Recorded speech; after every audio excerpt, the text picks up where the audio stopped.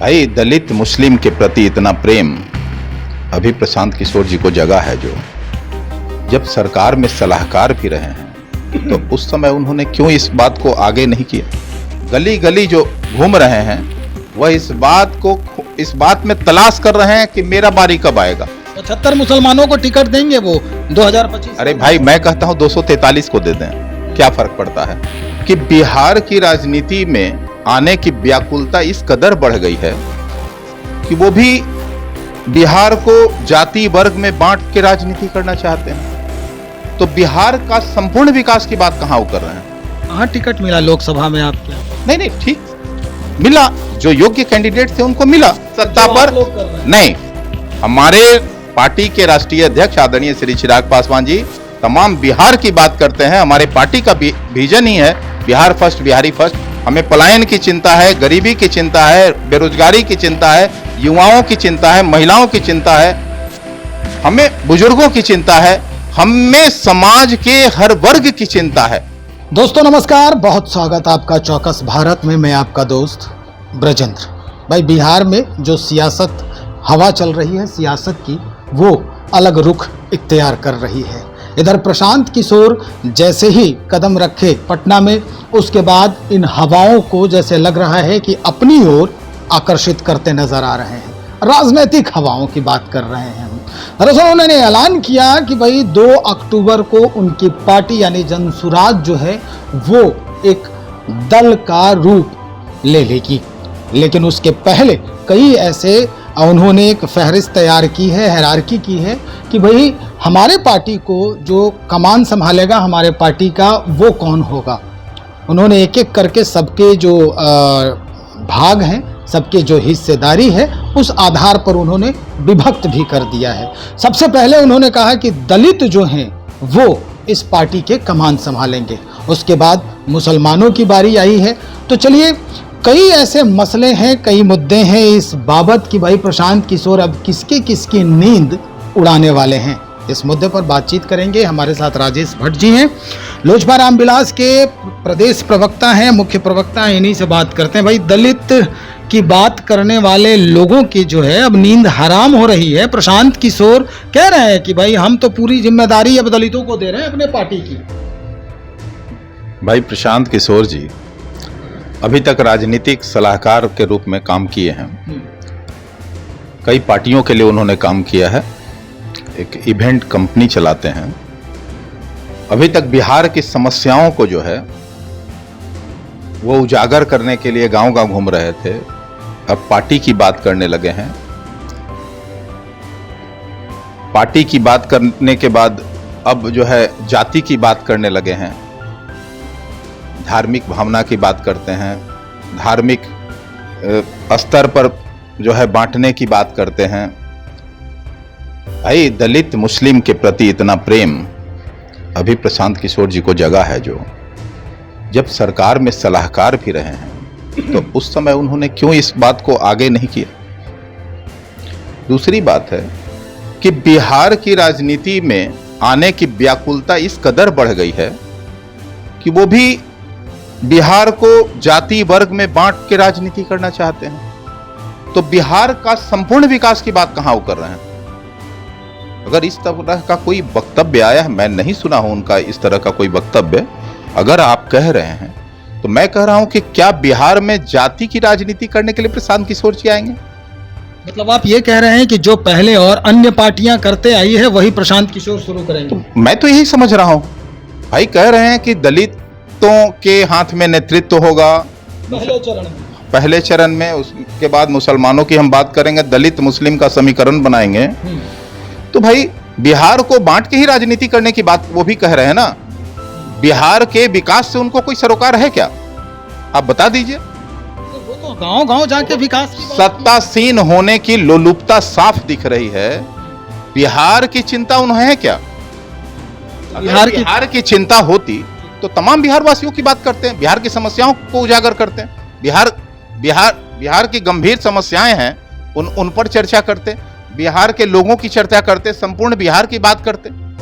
भाई किसी जाति वर्ग में बांटकर राजनीति करने वाले लोग, क्या बिहार वासी इतने बेवकूफ हैं क्या। देखिए, बिहार जो है राजनीतिक तौर पे बहुत ही प्रौढ़ राज्य है। यहाँ के प्रत्येक व्यक्ति में राजनीति का जो है अंश है और पुट है, और राजनीति को बहुत सोचने समझने की क्षमता है। बिहार के लोग इतने नासमझ नहीं है कि उनकी बात इस बात को ना समझ जाए। लेकिन प्रशांत किशोर गांव-गांव जाकर उनका पुराना जो वीडियो है वो यही समझाते आए हैं गांव वालों को, पंचायत स्तर पर हो या जिला स्तर पर जब भी कार्यक्रम किया उन्होंने, मेरे पास वो वीडियोस भी हैं, कि भाई आप लोग समझिए, जो लोग आते हैं वोट मांगने आते हैं वो पलायन नहीं रोक रहे हैं। आप क्या मजदूर हैं, मजदूर की फैक्ट्री बना दिया गया है आपको, तो आप कह रहे हैं बिहार के लोगों की बात कर रहे हैं। क्या ये दो ही समुदाय में, दो ही जातियों में, दो ही धर्म के लोगों में गरीबी है, पलायन है? मैं आप ही से सवाल करता हूं, क्या इन्हीं दो जातियों में गरीबी है? सिर्फ दलित ही पलायन करते हैं? दलित में ही गरीबी है?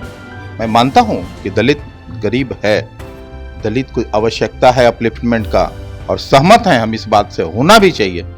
लेकिन क्या यह बांट के होना चाहिए? संपूर्ण बिहार की बात क्यों नहीं की है? भाई, बिहार वासियों को ये नया क्या दे देंगे आके? देखिए, सत्ता की सनक इस कदर बढ़ गई है लोगों में, सत्ता से बाहर रहने वाले लोग नहीं है ये सत्ता के साथ रहने वाले लोग थे। और अब जो है गली गली जो घूम रहे हैं वह इस बात में तलाश कर रहे हैं कि मेरा बारी कब आएगा। तो बारी इस कदर नहीं आता है, अभी तो दल ही नहीं है। इस बात को संज्ञान में हम लोग क्यों लें? 2 अक्टूबर को दल बना देंगे ये। वो तो पहले कहे थे कि मेरा राजनीतिक कुछ महत्वाकांक्षा नहीं है, मैं बिहार की समस्याओं को लेकर आगे बढ़ूंगा। अभी राजनीतिक उनका जो है आकांक्षा सामने आई है। 75 विधान, और वो भी इस कदर आई है कि हम समाज को जो है अलग अलग जाति धर्म में बांट के राजनीति करेंगे। तो बिहार वासी उन्हें समर्थन क्यों दें? पहले यही बात समझा दीजिए हमको। जाति धर्म की बात आप अलग क्यों बांट रहे हैं? उनका इन्होंने ये कहना था इनका कि भैया हमारे पार्टी का पहला चरण यानी एक लोकसभा विधानसभा जो होगा उसमें दलित के कमांड में होगा, उसके बाद अति पिछड़ा वाला कमांड करेगा, उसके बाद मुसलमान कमांड करेंगे, और तब बारी आती है ओबीसी वालों की, और फिर सवर्ण के लोग उस पर काबिज होंगे। मैं पूछता हूं आप ही से कि कितने वर्षों के बाद पूरे संपूर्ण बिहार की बारी आएगी? ये एक बड़ा सवाल है ना। बिल्कुल। इसके लिए 20 या 25 साल, कितने वर्षों के बाद पूरे बिहार की बात करेंगे? 75 मुसलमानों को टिकट देंगे वो 2025। अरे भाई, मैं कहता हूं 243 को दे दें, क्या फर्क पड़ता है? नहीं, आप लोगों की नींद नहीं उड़ेगी एनडीए की। वो 243 को दे दें। हम चाहते हैं कि 243 अल्पसंख्यकों को दे दें, क्या इसमें बुराई है? आपका तो वोट जाएगा। अरे भाई, वोट की चिंता वो करें कि उन्हें वोट क्यों दिया जाए, उन्हें वोट बिहार वासी क्यों दें? वो कौन सी नई ऐसे तुरुप का पत्ता लेके घूम रहे हैं जिससे बिहार में जो है चमत्कार हो जाएगा रातों रात? तो कहते उन्हें हैं कि बताना चाहिए कि बिहार के समस्याओं का हम निराकरण कैसे करेंगे, किन किन क्षेत्रों में काम करेंगे। तो वो छोड़ के ये जाति पाति में भी यहां आ गए, तो उनकी मनसा तो साफ हो गई ना कि ये भी वही काम करेंगे, जाति धर्म में बांट बांट के समाज को, और बिहार की सत्ता पर नहीं। हमारे पार्टी के राष्ट्रीय अध्यक्ष आदरणीय श्री चिराग पासवान जी तमाम बिहार की बात करते हैं। हमारे पार्टी का विजन ही है बिहार फर्स्ट, बिहारी फर्स्ट।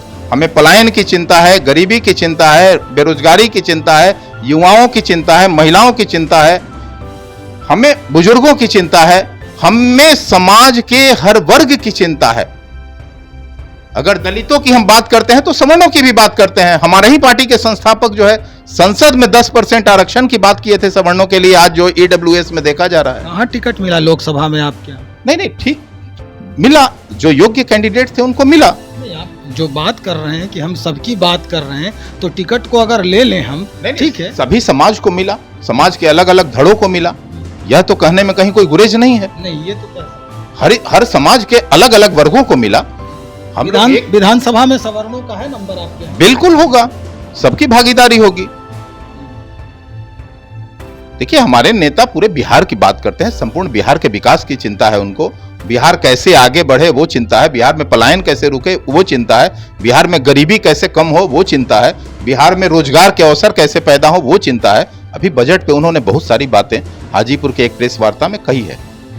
तो वो अपने आप में एक उनका दृष्टिकोण था, व्यापक जो दृष्टिकोण बिहार के बारे में वो रखते हैं। उन्होंने कई बातें कही हैं जिसको गंभीरता से लेने की जरूरत है और बिहार वासी अवश्य लेते हैं, तभी विगत जो है लोकसभा चुनाव में 5 की 5 सीट पर हमारा विजय 100%। कुल मिला के आप प्रशांत किशोर को ये कह रहे हैं कि सिर्फ राजनीति को साधने के लिए, सत्तासीन होने के लिए ये सारी कहानी रची जा रही है। बिल्कुल बिल्कुल। बहुत शुक्रिया जानकारी देने के लिए। राजेश भट्ट साहब बातचीत कर रहे थे इस मुद्दे पर कि प्रशांत किशोर जिस तरह से हिरार्की तैयार कर रहे हैं अपने पार्टी को चलाने के लिए, अपने पार्टी के कमान किसी के हाथ में देने के लिए, तो ये हिरार्की जो है ये समाज को विभक्त करने में काफी योगदान दे सकता है। तो चलिए इंतजार करते हैं। इधर लोजपा रामविलास के जो प्रवक्ता हैं, मुख्य प्रवक्ता हैं राजेश भट्ट जी, ये भी कह रहे हैं कि भाई आने वाले विधानसभा चुनाव में हो सकता है कि इनकी पार्टी में भी कुछ परिवर्तन हो,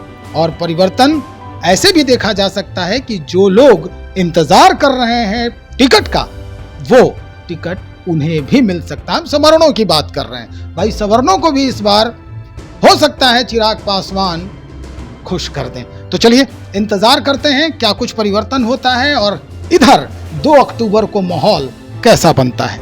बने रहिए हमारे साथ, बहुत शुक्रिया आपका।